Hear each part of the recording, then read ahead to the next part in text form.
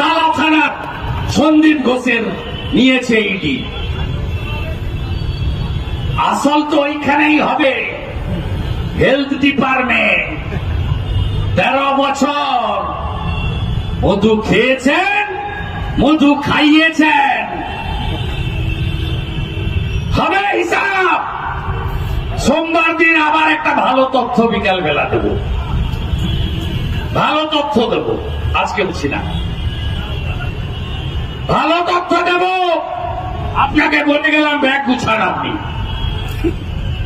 Bag গোছান। আপনার মুখোশ মঙ্গলবার বিধানসভায় আমি দেব। আমাদের ধর্ণা চলছে, চলবে। আন্দোলনের ধাঁচ বাড়ান, আন্দোলন তীব্র করুন।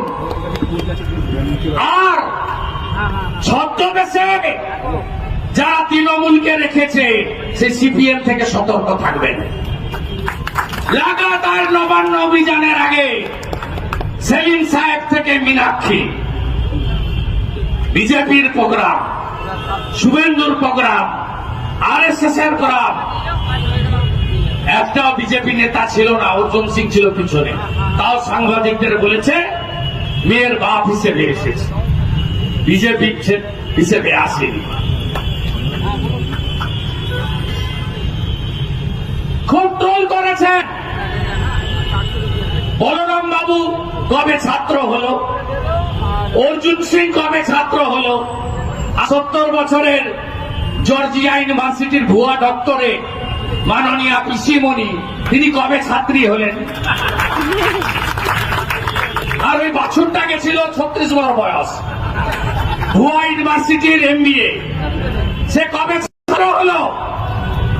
দুজন দুটো ডিগ্রি লেখে না, একটা ভাইপো লেখে না MBA, ভুয়া ইউনিভার্সিটি 5 লাখ টাকা দিয়ে সার্টিফিকেট কিনেছিল, ধর্মত্বে লেখা। আর জ্যোতিবাবু ধরেছিল জর্জিয়া ইউনিভার্সিটির ডক্টরেট, জ্যোতিবাবু ধরার পর থেকে আর লেখে না। চিটিং বাসদের হাত থেকে বাংলাটা বাঁচান, বাংলা বাঁচান। বিজেপি ভোটের জন্য লড়ে না। 2001 সালের পরে দলমত, বর্ণ, ধর্ম, সম্প্রদায় নির্বিশেষে যেখানেই সরকার, সরকারি দল আক্রমণ করেছে সেখানে বিজেপি বিনা স্বার্থে গেছে। মমতা ব্যানার্জি বাগটুইতে যাওয়ার আগে যেখানে মুসলমান মহিলা পড়ানো হয়েছে, আমরা গেছি 55 জন MLA নিয়ে। পঞ্চায়েত ভোটে মগরাহাটে সিপিএম ISF এর বাড়ি লুট হয়েছে, আমরা গেছি। আমডাঙ্গায় বোমা বিস্ফোরণ করে সংখ্যালঘু গ্রাম উড়িয়ে দেওয়া হয়েছে, 7 জন মারা গেছে। আমরা, আমাদের রাজ্যের নেতারা গেছেন। ভারতীয় জনতা পার্টি, এই সরকার, এই সরকারি দল, এই সরকারি দ্বারা আক্রান্ত যে কোন লোকের পাশে আছে। মাননীয়া ফাঁসি তো দেবেন, আরেক কার্যকর হলে। আমরা চাই 9 তারিখের কি হলো। আপনি বলছেন CBI এর কাছে চলো, আমি বলি এভিডেন্স লোপাট করা মমতা ব্যানার্জির কাছে আগে চলো, আগে চলো। আর পুলিশ বাবা পার করেগা।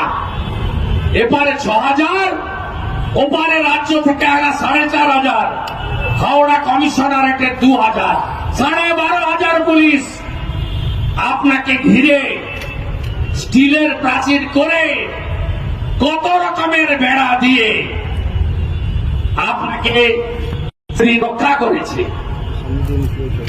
আপনি 301 জন SI কে ইন্সপেক্টর করেছেন, সিভিক ভলেন্টিয়ারকে রিটায়ারমেন্ট বেনিফিট 5 লক্ষ টাকা দিয়েছেন। আর ওই যে বাঁদর একটা সুপ্রতিম সরকার 2006 সালের 1 সেপ্টেম্বর শিউর বিডিও অফিসে যে আপনাকে চ্যাংদোলা করে তুলেছিল,